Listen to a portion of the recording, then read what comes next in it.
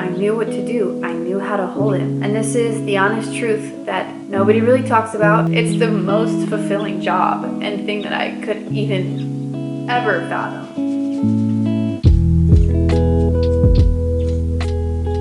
Hey guys, welcome back to my channel. I want to start by saying that I do not want this video to scare you. I'm being honest about my experience, and there is a positive ending to every single point that I'm about to share with you guys, but I want to tell you the honest truth about it because I want you to know what's going to happen. And I know my experience is going to be different from yours, but I want you to be prepared for these things in case they do happen and know why they are happening. In every single instance in my life, it's greater than just motherhood, but in my life, difficult things had to happen to me for me to grow.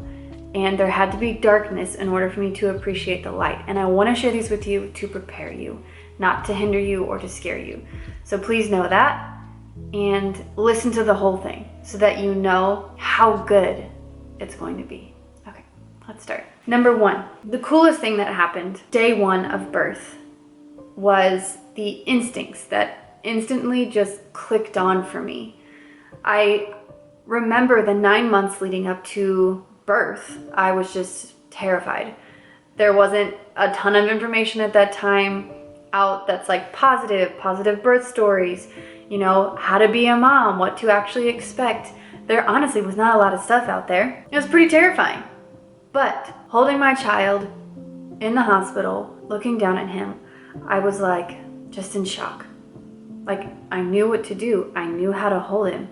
I knew he needed food. I knew that he needed sleep. Like I knew how to comfort him and how to just like take care of him. It was just shocking to me how confident I felt in my ability to care for this child, even though I had no experience before. It's just the instincts and beautiful design of the woman and how we were literally built for this.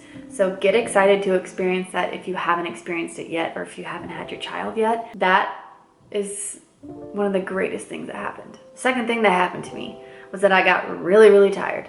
And this is inevitable, and I know that you have heard this before because it's literally everything everyone says when you're expecting is, oh, get ready for no more sleep. Just the most encouraging things, really. But honestly, I was tired, but it doesn't last. And secondly, it taught me how valuable rest time is. Honestly, I had to experience this depletion and this exhaustion in order to understand and to learn how to better take care of myself. And that leads me into my third point, which is I got really sick. And I got sick because I was tired, but I was also doing too much and still trying to hold on to my life before my baby, my body before my baby, my workout regimen before my baby, and gosh, just the freedom before my baby. And I tried to do the whole get your body back thing, and I lost way too much weight, and I was so depleted, my milk supply left, and I got super sick. I had awful gut issues. I was diagnosed with IBS and colitis from a completely different doctor. It was awful, but I had to experience that. I had to experience trying to get my body back, to keep my same life, to hold on to that in order to realize that that needed to go. And I needed to form a new life with my husband and with my child and accept that in a really beautiful way. So things are gonna change, and I know you're nervous about that, but trust me, it's changing for the better. And in 5 years, you'll be able to look back and be like, wow, I had to experience that. I had to go through that. So it's gonna be okay, I promise. I'm living proof. I am not sick anymore, by the way. I am the healthiest that I've ever been, and I'm the most aware of how I'm doing, like how I am, how I'm feeling than I've ever been in my life. Again, I had to be there, just like, honestly, you might have to be there. Again, just sharing what happened to me so that maybe you can learn from my mistakes. Number 4, and this is the honest truth that nobody really talks about. It's not fun to talk about, but I want you guys to learn from me. Number 4 is my marriage really suffered. I wouldn't say it was really, really strong before we had our child, but it suffered when we did have our child because honestly, we were 23 years old. We were used to having so much freedom, and then we had a baby, and responsibility just slaps you in the face when you're not used to doing that and you're not used to living that way. It exposed our selfish desires and our selfishness and our egos and our pride and how much we thought we deserved a certain lifestyle and we deserved certain comfort and control, when really it's not what life's about. Life's about evolving and growing and taking life's obstacles, handling them, moving forward, right? Everyone has their own battles. This was definitely ours. What it looked like, I'll give you a little inside look of what our marriage looked like after kids. Me being up in the middle of the night, feeding our baby, being so annoyed with my husband because he doesn't have to get up and he doesn't have to do anything, nor did I want to wake him up because he had a job back then that was really physically demanding. So I'm like, if he's gonna work and do what he needs to provide for the family, I need to do this. But I was also so selfish, saying, I don't deserve this. I deserve sleep, all these things. And he was saying, well, I need to work for the family and I can't get up. I don't have boobs, so many things that were just like, but me.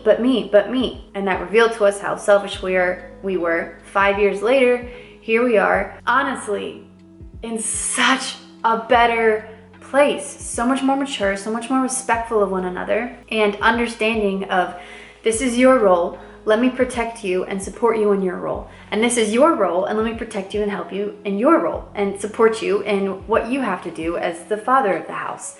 But we had to be in that hole and that low spot in order to expose what we needed to fix and where we needed to grow. So don't let that scare you. Let it show you what needs to be worked on. We were designed to get married and to have children. This was not designed to wreck us. It's designed to make us stronger. Number 5, confidence. This is a positive one, and it starts positive and it gets more positive. After having a baby, I viewed my body completely differently. The female body is amazing. The fact that you can grow a child, birth a child, and have your body still function and kind of morph back into the way it was, it will never be the same. But I look at my body differently. I look at my body and say, wow, look what you're capable of doing. Wow, you're keeping your child alive by feeding them, by comforting them, by holding them close. And I just see my appearance and my body as completely different now that I'm a mother. And I'm more confident because I know what my purpose is in life and I know what my role is. And it's different. And if you've had a child, you know that you look at your body differently after that.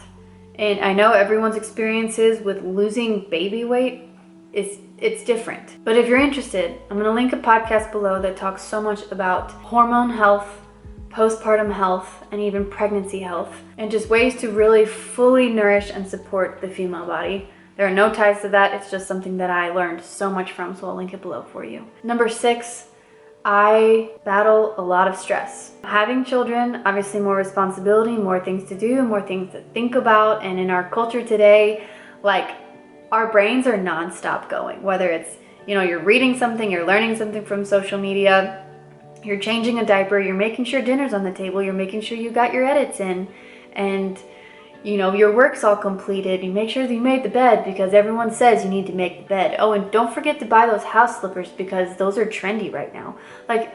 Do you understand how much is just flashing in our face all the time? So yeah, my stress is super elevated, but silver lining, again, I had to be in this crazy, sickening, stressful state to understand how much I don't want to be there. And hence my YouTube channel was born. And I talk about how much decluttering and living simply and not desiring material goods has changed my life. And living a content life has changed me. And I'm not as stressed anymore because I'm aware of what the culture is trying to push in our face.